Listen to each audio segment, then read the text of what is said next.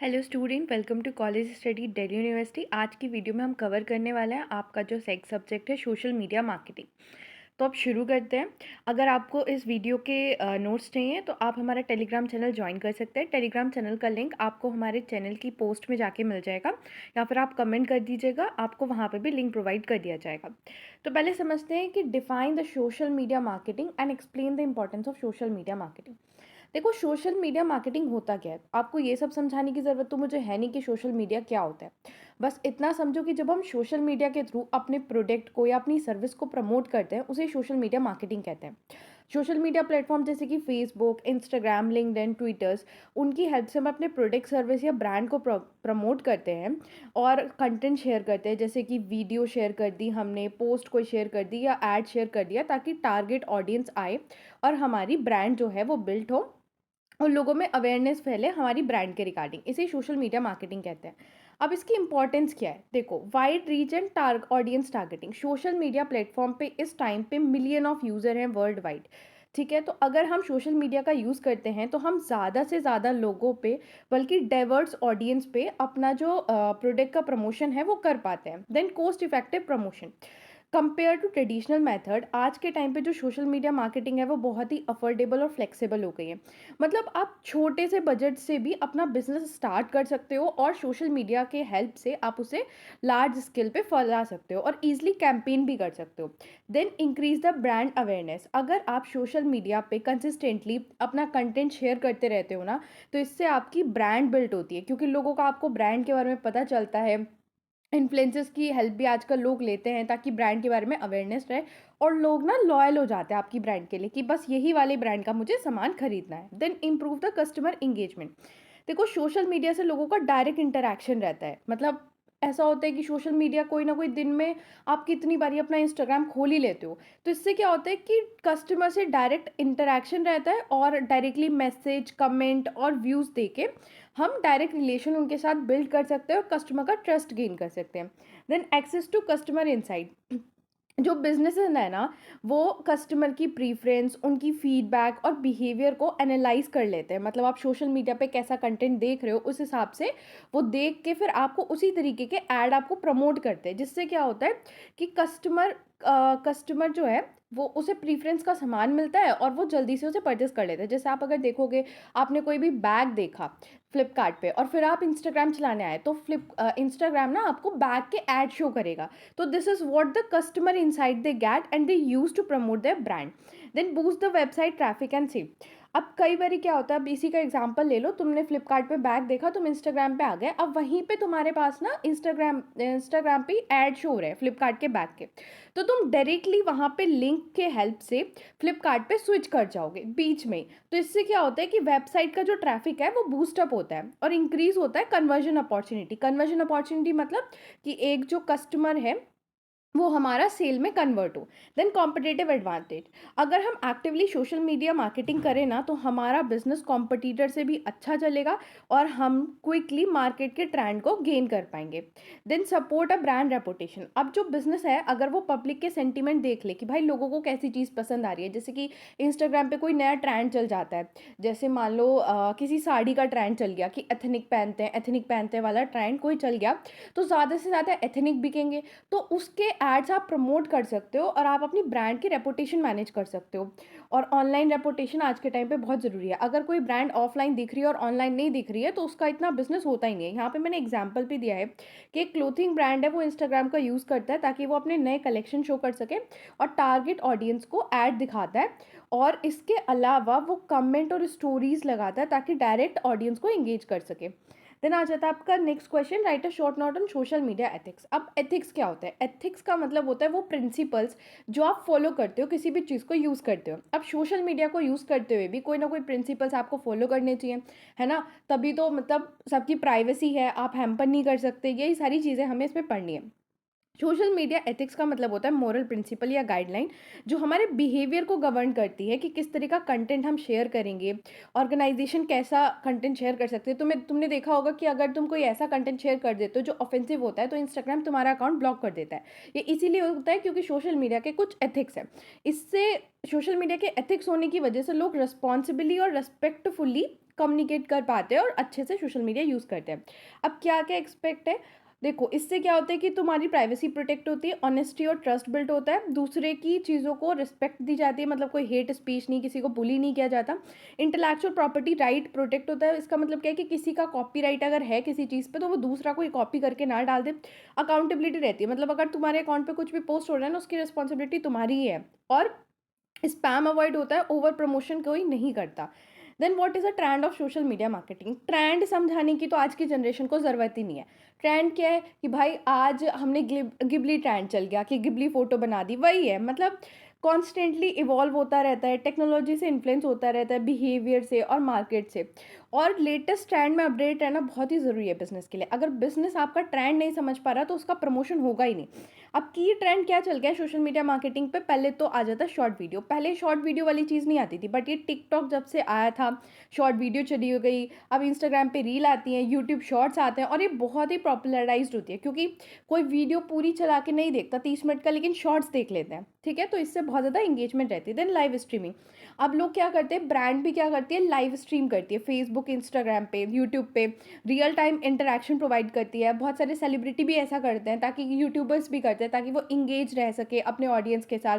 Then social commerce, मतलब अब क्या गया है कि जो शॉपिंग फीचर है ना, वो डायरेक्टली सोशल प्लेटफॉर्म्स पे डाल दिया गया है। जैसे इंस्टाग्राम पे फ्लिपकार्ट ने या अमेजोन ने डायरेक्टली इंटीग्रेट कर लिया उनके साथ, और आप वहाँ पे अगर चीज़ देखोगे ना, तो आपको डायरेक्टली वहाँ से लिंक मिल जाएगा और आप जाके शॉपिंग कर सकते हो। Influence the marketing growth. देखो ब्रांड जो है कोलैबोरेट कर लेती है बहुत सारे इन्फ्लुएंसर्स से। क्या होता है कि इन्फ्लुएंसर्स जो है ना, वो किसी एक निच में काम कर रहे होते हैं। निच मतलब एक छोटे से टारगेटेड ऑडियंस पे काम कर रहे होते हैं। जैसे कि कोई मैंने देखा है कि ये जो स्किन केयर ब्रांड होती हैं, वो इन्फ्लुएंसर्स को अपनी ब्रांड का सैंपल देती हैं, कुछ पैसे देती हैं और कहती हैं कि आप ना हमारी ब्रांड को प्रमोट करो। अब इन्फ्लुएंसर्स क्या होता है, दिखाते हैं कि जी मैंने ये अप्लाई करा, 4 दिन बाद इंक्रीज हो गया। तो इससे क्या होता है कि मार्केटिंग बढ़ती है। फिर आर्टिफिशियल इंटेलिजेंस का भी आजकल यूज़ किया जा रहा है, ताकि पर्सनलाइज कंटेंट और रिकमेंडेशन प्रोवाइड किए जा सके। देन आ जाता है augmented reality and virtual reality. AR filter and VR experience use करके ब्रांड जो है अपना इंटरेक्शन बढ़ाती हैं। फिर यूज़र जनरेटेड कंटेंट। अब क्या होता है, जनरली ब्रांड अपना जनरेटेड कंटेंट नहीं करती, वो यूज़र्स को बोलती है कि आप रिव्यू दो, आप छोटी सी वीडियो बना के भेजो। तो इससे क्या होता है, लोगों का ट्रस्ट बिल्ड होता है। जैसे आपने देखा होगा, रिव्यूज़ आते हैं नीचे फ्लिपकार्ट पे, और फिर उसमें कुछ भी दिया होता है कि हाँ ये ब्रांड ऐसे दिख रही है, ये बैग ऐसे दिख रहा है, तो लोग बहुत जल्दी ट्रस्ट कर जाते हैं। Then focus on social responsibility. आज के टाइम पे सिर्फ प्रॉफिट कमाने से आप कुछ नहीं कर सकते, आपको सोशल कॉज और सस्टेनेबिलिटी और एथिक मार्केटिंग का भी ध्यान रखना पड़ेगा। फिर डेटा प्रोटेक्शन। अब जितना ज़्यादा ये सोशल मीडिया और ये सब इंगेजमेंट बढ़ रहा है ना, उतना ही ज़्यादा ओवर प्राइवेसी की ज़रूरत पड़ रही है, मतलब कंसर्न जा रहा है प्राइवेसी के लिए। फिर क्रॉस प्लेटफॉर्म मार्केटिंग। इस टाइम पे क्या हो रहा है कि क्या होता है कि सोशल मीडिया कई सारे जो प्लेटफॉर्म है उनके साथ इंटीग्रेट कर लेता है, ताकि वो अपने ब्रांड का मैसेज जो है ना, वो वाइडर रीच तक पहुंचा सके, वाइडर ऑडियंस तक पहुंचा सके। देन आ जाता है next question, social media marketing become a major driver of consumer decision with brand influence user through targeted और engage content based on a given statement. Explain now social media marketing influence consumer purchase. तो ये हमें explain क्या करना है, इसमें हमें explain करना है कि कैसे सोशल मीडिया मार्केटिंग इन्फ्लुएंस करता है कंज्यूमर के परचेस बिहेवियर को। सबसे पहला आता है टारगेट ऑडियंस, टारगेट एडवर्टाइजमेंट। अब जो आपके पास एडवर्टाइजमेंट आते हैं ना, वो बहुत ही पर्सनलाइज ऐड होते हैं। ब्रांड क्या करती है, डेटा एनालिटिक्स और एल्गोरिथम के यूज़ से ये देख लेती है कि किस इंसान के कैसे इंटरेस्ट है, उसका पास्ट बिहेवियर कैसा है, ऑनलाइन एक्टिविटी क्या है, और उस हिसाब से पर्सनलाइजेशन ऐड प्रोवाइड किए जाते हैं। Improve the conversion.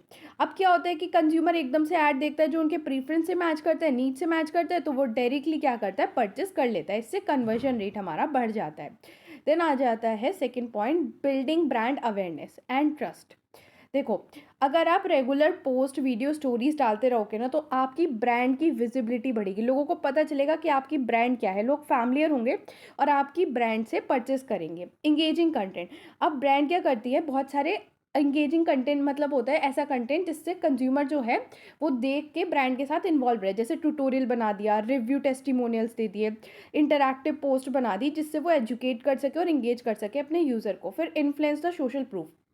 अभी जो यूज़र जनरेटेड कंटेंट और रिव्यू है ना, ये बहुत ही चल रहा है। मतलब ऐसा होता है कि यूज़र किसने यूज़ किया, वो अगर रिव्यू और कंटेंट देता है ना, रेटिंग देता है और कंटेंट शेयर करता है, तो इससे क्या होता है, ब्रांड का प्रमोशन होता है। फिर influencers and the peer recommendation. अब सोशल मीडिया पे इन्फ्लुएंसर्स का दौर तो चलता है, कुछ भी किसी को करना होता है तो पहले इन्फ्लुएंसर्स को देख लेते हैं कि वो क्या कर रहे हैं, और जैसे जैसे वो प्रोडक्ट यूज़ कर रहे होते हैं उन पे ट्रस्ट करके खुद भी वैसा ही करने लगता है, ठीक है। फिर आ जाता है convenience and the instant access. अब सोशल कॉमर्स, पहले क्या करते थे, शॉपिंग करने जाने होती थी तो चल के जाओ फिर शॉपिंग करो, लेकिन इस टाइम पे कंज्यूमर बहुत सारे प्रोडक्ट को और कंपेयरिंग ऑप्शन को एक ही जगह बस लेटे लेटे देख सकता है, तो शॉपिंग बहुत ज़्यादा बढ़ गई है with the help of social media platform. अब तुम देख इंस्टा रहे हो लेकिन एकदम से शॉपिंग का ऐड आ गया, तुम्हें पसंद आ गया, तुमने शॉपिंग कर ली। फिर इंस्टेंट इंटरैक्शन, अब कंज्यूमर ना डायरेक्टली क्वेश्चन पूछ सकता है, उसे इमीडिएट रिस्पॉन्स मिल सकता है, तो इससे भी बहुत ज़्यादा क्या होता है कि कंज्यूमर क्विकर डिसीजन ले पाता है। देन इमोशनल एंगेजमेंट, ब्रांड क्या कर रही है, अपने स्टोरी टेलिंग और ब्रांड पर्सनालिटी बिल्ड करती है, मतलब ब्रांड बताती है कि कैसे वो शुरू हुई ज़ीरो से, वो 100 पे कैसे पहुंची। इससे क्या होता है कि लोग बहुत ज़्यादा इमोशनली उनसे इन्फ्लुएंस हो जाते हैं और जल्दी से जल्दी उनका प्रोडक्ट खरीद लेते हैं। देन इंटरैक्टिव कैंपेन, कई बारी पोल कंटेस्ट और गिव अवे बनाए जाते हैं कि अगर आप इतना ये काम कर दोगे तो हम आपको फ्री में प्रोडक्ट देंगे, फ्री में ये करेंगे, तो लोग बहुत ज़्यादा इंगेज रहते हैं और एक्टिवली, इससे क्या होता है इंटरेस्ट और इन्वॉल्वमेंट बढ़ता है। इसका एग्जाम्पल है कि कॉस्मेटिक ब्रांड थी, उसने इंस्टाग्राम पे टारगेट और ऐड चलाए, ट्यूटोरियल शो करे और कस्टमर के रिव्यू का यूज़ किया ब्यूटी एंथुसियास्टिक अट्रैक्ट करने के लिए। इस उन्होंने इंगेजिंग कंटेंट बनाया और ब्रांड के रिगार्डिंग लोगों का ट्रस्ट बिल्ड किया, और फिर लोगों ने डायरेक्टली परचेस करना शुरू कर दिया इंस्टाग्राम शॉपिंग फीचर के थ्रू। तो ये सारी चीज़ों को सम अप करके इस एग्जाम्पल में डाल दिया है। देन आ जाते हैं हमारा next question, influencers have become a pivotal in marketing, often reaching अ निच audience effectively based on a given statement indicate the instant influencer marketing can replace the traditional advertising। तो बेसिकली हमें यहाँ पे डिफरेंस शो करना है influencers marketing और traditional advertising के बीच में। अब देखो यहाँ पे स्ट्रेंथ है, strength of the influencer marketing.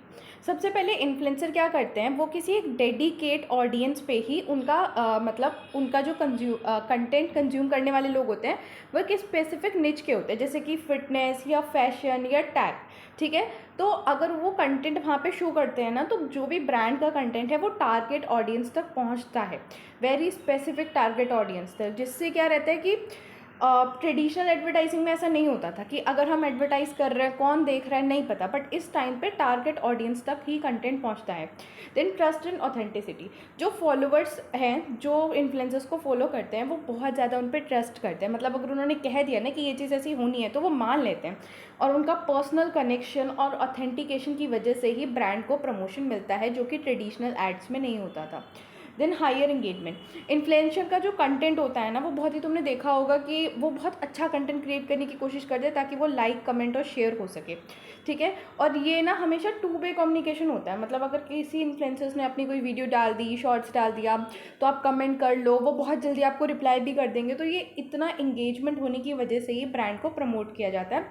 लेकिन ट्रेडिशनल एड में ये सब नहीं था। कॉस्ट इफेक्टिव, जो स्मॉल और मीडियम बिजनेस होता है ना, मेजरली वही ये यूज़ करते हैं इन्फ्लुएंसर्स मार्केटिंग, क्योंकि ये अफोर्डेबल रहता है और फ्लेक्सिबल रहता है, मतलब पहली टीवी की कॉस्ट से अगर कंपेयर करो तो ये सस्ता पड़ता है। देन आता है सोशल प्रूफ, जो इन्फ्लुएंसर्स हैं वो एक सोशल प्रूफ की तरह शो करते हैं, मतलब वो अपने तुम्हारे प्रोडक्ट को डेमोन्स्ट्रेट करेंगे रियल लाइफ में यूज़ करके, जिससे क्या होता है कि कंज्यूमर ना बहुत, मतलब जो अगर इस प्रैक्टिकल भी होना कि बहुत ज़्यादा शक्की हो कि भाई क्या ये यूज़ होना चाहिए नहीं होना चाहिए, वो भी खुशी खुशी उस प्रोडक्ट को यूज़ कर लेते हैं। अब लिमिटेशंस क्या है, लिमिटेड रीच, देखो ट्रेडिशनल में क्या होता था, हम एड्स ला देते थे, कई सारे लोगों से देख लेते थे, बट इनका क्योंकि निच रहता है तो रीच जो रहती है वो बहुत ही लिमिटेड रहती है, एक सेगमेंट तक ही। Then lack of control, brand का कोई कंट्रोल नहीं होता, इन्फ्लुएंसर्स के मैसेज रिस्क कंसिस्टेंसी पे या रेपुटेशनल इशू आ सकते हैं। देन मेजरमेंट चैलेंज, अब किस इन्फ्लुएंसर से आपको कितना फ़ायदा हुआ है या आप डायरेक्टली मेजर नहीं कर सकते हो, ये सबसे बड़ा चैलेंज है। Then saturation and authenticity issue, कई बार इन्फ्लुएंसर्स जो है प्रमोट करते हैं प्रोडक्ट को, बहुत सारे प्रमोशन वो करते रहते हैं कि एक इन्फ्लुएंसर्स ने वीडियो बनाई इस प्रोडक्ट को प्रमोट करने के लिए, फिर वो दूसरे दिन किसी और स्किन केयर प्रोडक्ट को प्रमोट कर रहा है, जिसकी वजह से जो ऑडियंस होते हैं ना वो बहुत ज़्यादा थक जाते हैं और ऐसे फील करते हैं कि यार ये इतने सारे ब्रांड को प्रमोट कर रहा है, कौन सी ब्रांड ठीक है, तो दे हैव एन डाउट।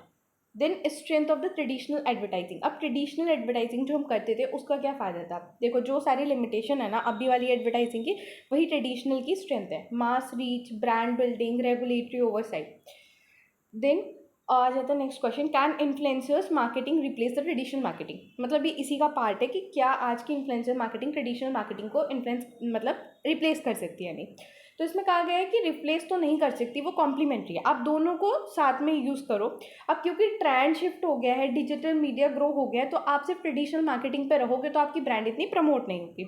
और आपकी स्ट्रैटेजी ना हाइब्रिड होनी चाहिए, मतलब इसके अंदर दोनों होने चाहिए, इन्फ्लुएंसर्स कैंपेन भी और ट्रेडिशनल एड भी, तभी आप ज़्यादा से ज़्यादा रीच और इंगेजमेंट और इम्पैक्ट डाल पाओगे। Then come to the next question, social media marketing strategy should always prioritize the sales and conversion. Do you agree or disagree and why?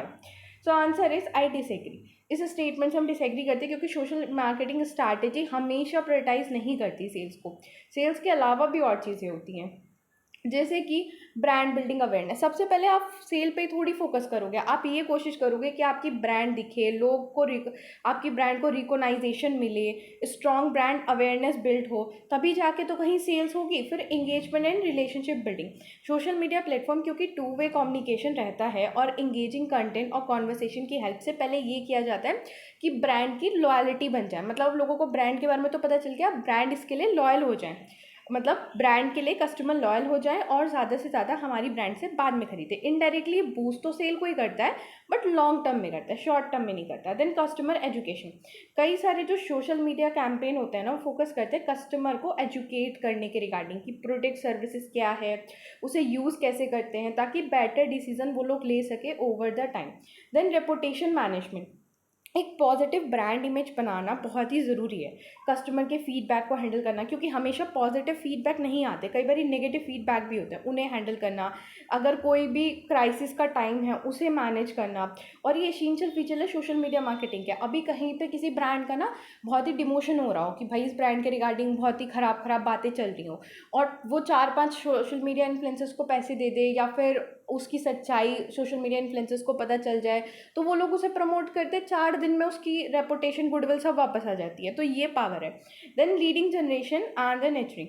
देखो सेल्स जो है वो एंड गोल होता है, बट सोशल मीडिया मार्केटिंग सिर्फ sales करवाने में नहीं, लीड जनरेट करने में भी हेल्प करती है, क्योंकि लीड जनरेट होगी तभी तो सेल होगा।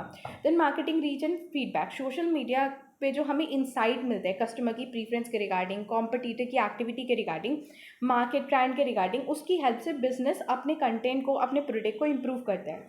Y sales and conversion should be prioritize. अब प्रायोरिटाइज करना क्यों चाहिए सेल्स को? देखो, किसी भी स्पेसिफिक कैंपेन के टाइम पे, लाइक प्रोडक्ट लॉन्च हो रहा है, सेल प्रमोशन हो रहा है, या सेल्स सीजन चल रहा है, उस टाइम पे हमें कन्वर्जन रेट पे ध्यान देना चाहिए, क्योंकि उस टाइम पे हमारा ROI इंपॉर्टेंट है और डायरेक्ट रिस्पॉन्स मार्केटिंग हमारी उस टाइम पे इंपॉर्टेंट है। मतलब उस टाइम पे हमें सेल्स पे ध्यान देना है, वैसे ऐसे नहीं कि स्टार्टिंग से वो सेल्स देखने लगो। Then next question is story telling is a marketing create emotional connection, making campaign more memorable. In light of given statement, describe the storytelling role in success of social marketing. अब हमें इसमें बताना है कि story telling का role क्या है successful social media marketing act में। तो देखो, सबसे पहले ये इमोशनल कनेक्शन क्रिएट करती है, इंगेजमेंट थ्रू द इमोशन। कई बार क्या होता है, जो स्टोरी होती है ना, वो हमारे अंदर नए नए इमोशंस जगाती है। जैसे किसी स्टोरी को देख के हमें हैप्पीनेस होती है, किसी को एम्पैथी, किसी को इंस्पिरेशन मिलती है, ह्यूमर भी क्रिएट होता है। तो इनकी हेल्प से ऑडियंस के साथ डीपली इंगेज हुआ जा सकता है, और इमोशनल इंगेजमेंट बहुत ही ज़रूरी है ताकि लोग आपकी ब्रांड को लॉन्ग टाइम तक याद रखें और इस स्टोरी को शेयर करें। Build up brand building a trust in loyalty. जब ब्रांड जो है ऑथेंटिक स्टोरी शो करती है ना अपने बारे में, कि उसका ओरिजिन कैसे हुआ, वैल्यू क्या है, कस्टमर क्या है, तो लोग ना ब्रांड को ह्यूमनाइज समझने लगते हैं, जैसे कि वो ह्यूमन ही है, कि उसकी खुद की स्टोरी है जी, उसकी खुद की वैल्यू है। तो इन ह्यूमनाइज की वजह से ब्रांड से वो और ज़्यादा लॉयल हो जाते हैं और ट्रस्ट उनका बढ़ जाता है।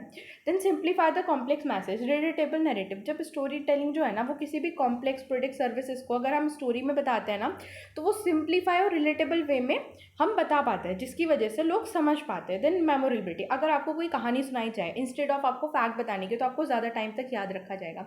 यही बात इसमें कही गई है। Then enhance the brand identity. देखो, स्टोरी जो है वो ब्रांड की आवाज़ बनती है, उसका कल्चर, वैल्यू कि ब्रांड का क्या कल्चर है। अब मैं बता रही हूँ कि मैंने शुरू किया गरीब लोगों के लिए, तो मेरा कल्चर क्या है कि मैं हेल्प करने की कोशिश कर रही हूँ नीडी पीपल के।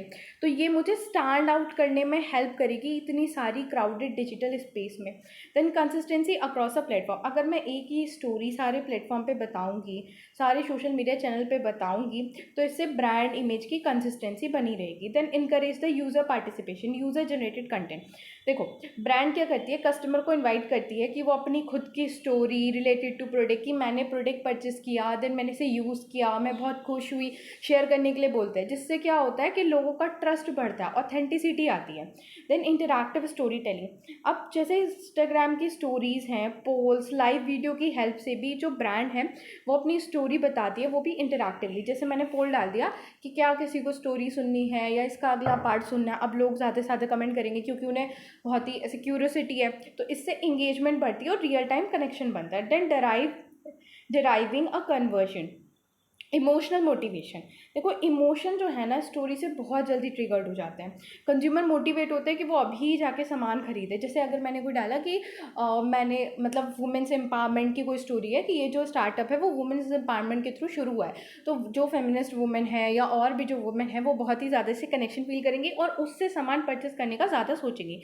तो it create a take a action. तभी एग्जाम्पल जैसे फिटनेस ब्रांड है, वो शेयर कर रही है ट्रांसफॉर्मेशन स्टोरीज कि रियल पर्सन पहले कैसे था, फिर बाद में कैसे हो गया। तो इससे क्या है कि लोग बहुत ज़्यादा इंस्पायर होंगे और उस चीज़ को फॉलो करेंगे।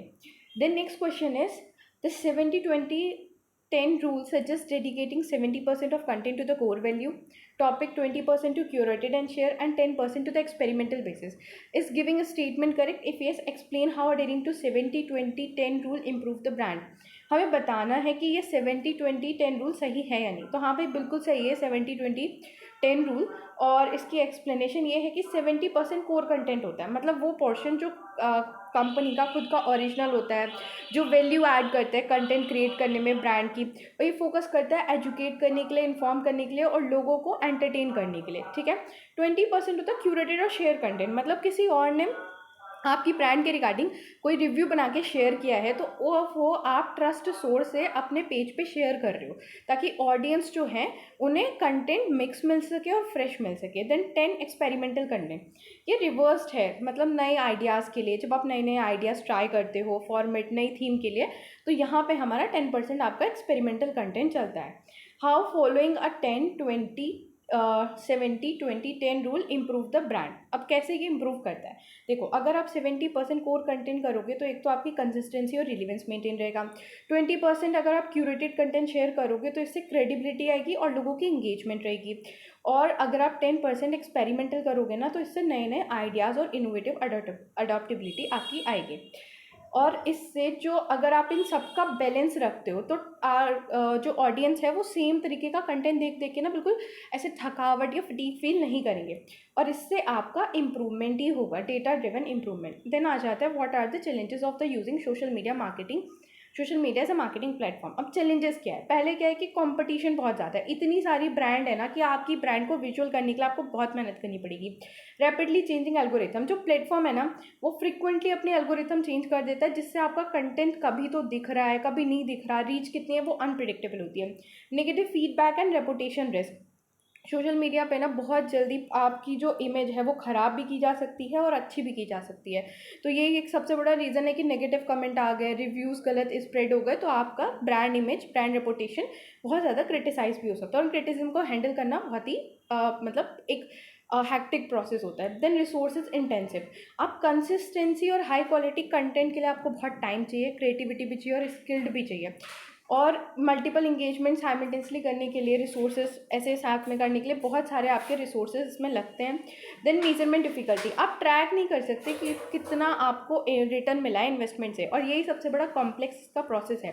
Then privacy and data security concern, आप इतने सारे यूज़र्स का टारगेट जो डेटा है वो कलेक्ट कर रहे हो, टारगेट यूज़र का, उनकी प्राइवेसी को मेंटेन करना एक बहुत बड़ा इशू है इस टाइम पे जब इतनी सारी प्राइवेसी बीच आ चुके हैं। Then fake followers and bots, कई बार क्या होता है कि आर्टिफिशियल अकाउंट आपको फॉलो कर लेते हैं और कई बार फेक फॉलोअर्स बना ले जाते हैं, बहुत सारे लोग आपको फॉलो कर रहे हैं, बट वो सिर्फ फॉलो कर सकते हैं, वो आपका कंटेंट नहीं देखते और ना ही उससे ऑथेंटिसिटी इंगेजमेंट आती है। Ad fatigue and banner blindness.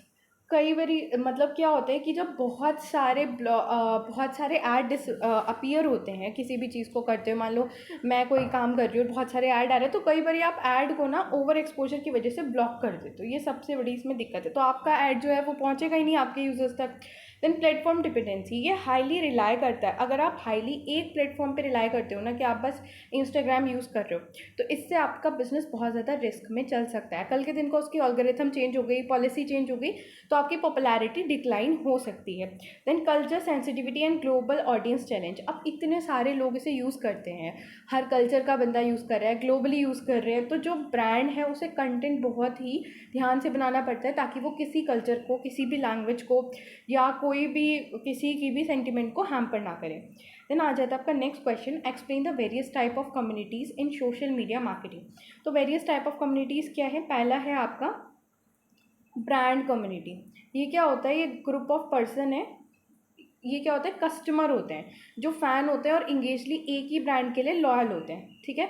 और जैसे कि एप्पल के फ़ैन है फेसबुक पे, या टेस्ला ऑनर्स का ग्रुप है, तो वो लोग सिर्फ एक ब्रांड के ही होते हैं, मतलब एक ब्रांड के ही लिए ही इंगेज रहते हैं। फिर इंटरेस्ट बेस्ड कम्युनिटी, ये लोग क्या होता है? अपनी हॉबीज़, पैशन या टॉपिक से रिलेटेड अपना ग्रुप बना लेते हैं। जैसे कुकिंग, तो कुकिंग वाले सारे एक साथ मिलके ग्रुप बना लेंगे या एक ही पेज को फॉलो कर लेंगे। तो ये इनका जो क्या कहते हैं, इनको जो रिकोनाइज़ किया जाता है वो उनकी नॉलेज, ट्रिप या एक्सपेरिमेंट वगैरह से देखा जाता है। जैसे running group of the star war photography group on a Instagram.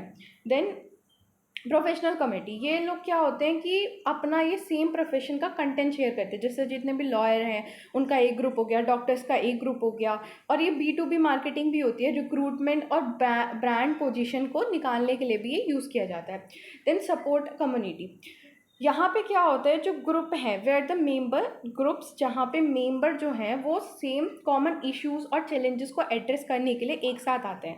जैसे इमोशनल, यहाँ पे इमोशनल प्रैक्टिकल सपोर्ट प्रोवाइड करी जाती है हेल्थ के रिगार्डिंग, पेरेंटिंग के regarding. Example, patient support group on Facebook, या फिर टेक्नोलॉजी सपोर्ट फॉरम। ये क्या करता है? टेक रिलेटेड कंटेंट ही तुम्हें शेयर करेगा, तुम यहाँ देख सकते हो।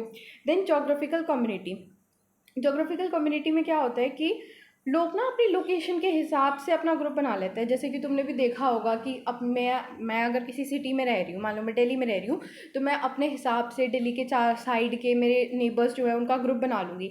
ये लोग क्या करते हैं कि जो लोकल इवेंट है या फिर लोकल न्यूज़ वगैरह आती है उसको एक साथ मतलब शेयर करते हैं। जैसे कि ड्यू के देख लो, बहुत सारे ग्रुप हैं जिसमें क्या होता है कि लोकल जो भी इवेंट चल रहा है, ड्यू में जो चल रहा है वो सब इन्फॉर्मेशन आती है।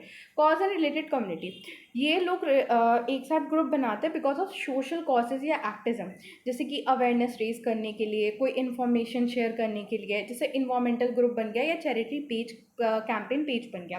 देन फैन कम्युनिटी, अब इसको तो बताने की ज़रूरत है ही नहीं, ये लोग बनते हैं सेलिब्रिटी या एंटरटेनमेंट स्पोर्ट टीम का कोई फैन होता है। जैसे कि विराट कोहली के बहुत सारे फ़ैन हैं, तो वो एक साथ ग्रुप बना सकते हैं। तो इस तरीके से ये फ़ैन रिलेटेड कंटेंट ही शेयर करते हैं, उन्हीं की न्यूज़ डिस्कस करते हैं और उनके लिए सपोर्ट शो करते हैं। Then come to the next question, discuss the branding strategy of the social media. Branding strategy क्या है सोशल मीडिया की? तो सबसे पहले है कंसिस्टेंट ब्रांड आइडेंटिटी। हमें ये ध्यान रखना होता है कि हमारी जो ब्रांड है उसका लोगो, कलर, थीम, वॉइस और जो मैसेज है वो यूनिफॉर्म रहे सारे प्लेटफॉर्म पे, जिससे हमारी ब्रांड की रिकॉग्नाइजेशन बिल्ड हो और लोगों का ट्रस्ट भी बिल्ड हो। जैसे कोका कोला ना सेम रेड और वाइट कलर का ब्रांडिंग यूज़ करता है और इमोशनल टोन यूज़ करता है। देन कंटेंट मार्केटिंग, हमें हमेशा वैल्यूबल और रिलीवेंट कंटेंट ही शेयर करना होता है जो कि अट्रैक्ट करे और रिटेन करके रखे हमारे ऑडियंस को। जैसे blog, video, informative, memes, behind the scene, ताकि लोग जो हैं इंगेज रहें। और हमारी जो मतलब अगर आप कहीं अपने चैनल पे या फिर अपना जो इंस्टाग्राम पेज है उस पर कुछ कंटेंट नहीं डाल रहे हो, तो लोगों की फीड में वो जाएगा कैसे और आपकी ब्रांड प्रमोट कैसे होगी? तो आपको कंटेंट मार्केटिंग भी करनी होती है। फिर इन्फ्लुएंसर मार्केटिंग, यहाँ क्या होता है कि आप इन्फ्लुएंसर से कोलैबोरेट कर लेते हो और वो आपकी ब्रांड को वैल्यू करते हैं और अपनी नीच में प्रोवाइड करना प्रमोट करते हैं। देन कम्युनिटी इंगेजमेंट, इसमें क्या होता है कि आप एक्टिवली जो कमेंट, मैसेजेस या पोस्ट या हैशटैग का यूज़ करते हो रिलेशनशिप बिल्ड करने के लिए। इससे कस्टमर की लॉयल्टी इंक्रीज होती है और ब्रांड के लिए भी वो सेंटीमेंट होते हैं। देन स्टोरी टेलिंग, मैंने भी बताया कि आप नरेट करते हो, अपनी स्टोरी जर्नी बताते हो, जिससे इमोशनल कनेक्शन क्रिएट होता है ऑडियंस में। जैसे टाटा ग्रुप अपनी CSR की बहुत सारी स्टोरी लगाते हैं, सस्टेनेबिलिटी स्टोरीज़ को लिंक्डइन पे प्रमोट करते हैं, जिससे लोग मानते भी हैं और हाँ ये करते भी हैं कि ये बहुत ही अच्छा काम कर रहे हैं। Then hashtag campaign, unique hashtag या ट्रेंड हैशटैग चला देना, जिससे लोग ज़्यादा से ज़्यादा इंगेज रहे। जैसे hashtag share a Coke by Coca Cola, इसने बहुत सारे इसने लोगों को इनवाइट किया था कि वो अपना कोक बॉटल का पर्सनलाइज्ड कोक बॉटल शेयर करें, जिससे क्या हुआ, बहुत ज़्यादा इंगेजमेंट आई, बहुत ज़्यादा इन्हें फ़ायदा हुआ। देन यूज़र जनरेटेड कंटेंट, मतलब वही जो यूज़र बना देता है ना, वही कंटेंट शेयर होता है और ब्रांड को यूज़ करते हैं। पेड एडवर्टाइजिंग, इसमें हम क्या करते हैं कि हम टारगेटिंग एड्स जो हैं वो यूज़र्स तक पहुंचाने के लिए हम क्या करते हैं कि फेसबुक पे ऐड या इंस्टाग्राम पे जो ऐड चलते हैं ना, उनको पे करते हैं। मतलब वो फ्री में नहीं चलते, हम उनको पे करते हैं और वो फिर हमारी ब्रांड को, हमारे जो स्पेसिफिक कंटेंट को स्पेसिफिक कस्टमर्स तक पहुँचाते हैं, जिससे हमारा फ़ायदा होता है। देन आ जाता है analytic and the feedback integration. इसमें हम क्या करते हैं, जो भी फीडबैक या इंसाइट हमें मिलते हैं ना सोशल मीडिया से, उसका यूज़ करके हम स्ट्रैटेजी बनाते हैं और अपनी जो ब्रांड है वो प्रमोट करते हैं और यूज़र्स को पर्सनलाइज कंटेंट प्रोवाइड करते हैं। देन यहाँ पे क्वेश्चन है, what is the difference between blogging, streaming, video conferencing, streaming videos and the broadcast. देखो यहाँ पे ब्लॉगिंग वो वाला ब्लॉगिंग नहीं है कि सौरभ जोशी के ब्लॉग, ये वो वाले ब्लॉग है जो आप रिटर्न में लिखते हो। जैसे आप एक बहुत सारी साइट होती है वहाँ पे लिख के डाल देते हो, ये वो वाला ब्लॉग है। तो इसमें मुझे इतना कुछ खास बताने की ज़रूरत नहीं है, बट फिर भी मैं आपको एक्सप्लेन कर देती हूँ।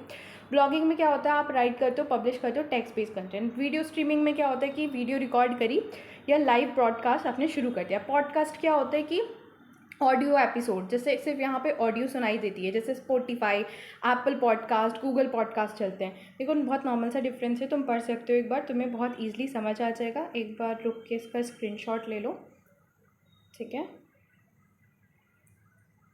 इसकी समरी भी है यहाँ पे, तुम्हें स्क्रीनशॉट ले, तो बहुत सिंपल डिफरेंस लिखा है, that's why I am not explaining it in a large. Then the next question is how to create and share a event on a LinkedIn. अब लिंक्डइन आप सब लोग मोस्टली यूज़ करते ही होंगे। अब इस पर कैसे हम यूज़ करते हैं, देखो लिंक्डइन एक प्रोफेशनल प्लेटफॉर्म है जो यूज़र्स को अलाउ करता है कि वो अपना कंटेंट क्रिएट करे और प्रमोट कर सके किसी भी इवेंट को। तो सबसे पहले आपको क्या करना है, अपनी लिंक्डइन प्रोफाइल को लॉगिन करना है। देन इवेंट सेक्शन में जाना है, वहाँ पे प्लस आइकन पे क्लिक करना है, उसमें लेफ्ट में इवेंट पैनल आ जाएगा। देन इवेंट की वहाँ डिटेल फिल करनी है, क्या क्या डिटेल है ये सब लिखा हुआ आप पढ़ सकते हो। देन उसके बाद आपको चूज़ करना है कि किसको इवेंट दिखाना है, मतलब कोई भी देख सकता है। पब्लिक कर दोगे, प्राइवेट करोगे तो कुछ ही लोग देख सकते हैं। देन क्लिक कर देना है क्रिएट पे, आपका इवेंट जो है वो पब्लिश हो जाएगा क्रिएट बटन करते हैं। अब इसे शेयर कैसे करना है, आप इसे पोस्ट कर सकते हो अपनी फीड में, या फिर आप कनेक्शंस को डायरेक्टली इनवाइट कर सकते हो इस इवेंट के लिए, या इसका लिंक कॉपी करके दूसरे प्लेटफॉर्म पे शेयर कर सकते हो, लाइक व्हाट्सएप, फेसबुक या अदर, या हैशटैग्स या टैग यूज़ करके आप स्पीकर और कंपनी में इसकी विजिबिलिटी बढ़ा सकते हो। और रेगुलरली फिर आपको इंगेज भी रहना पड़ेगा, मतलब बिहाइंड द सीन पोस्ट कर दो लिंक्डइन पे, इवेंट कैसे चल रहा है, स्पीकर का इंट्रोडक्शन वगैरह आप पोस्ट कर सकते हो। इसी के साथ आपका ये सोशल मीडिया मार्केटिंग का पूरा सिलेबस हो गया है, पूरा वन शॉट। आप इसे पढ़ के चले जाओगे, आप सारा क्वेश्चन आप करके आ सकते हो और आप पूरा स्कोर कर सकते हो। थैंक्स फॉर वॉचिंग, वीडियो को लाइक करो और भाई इस पर प्लीज़ 1000 सब्सक्राइबर हमारे पहुंचा दो। Thank you so much.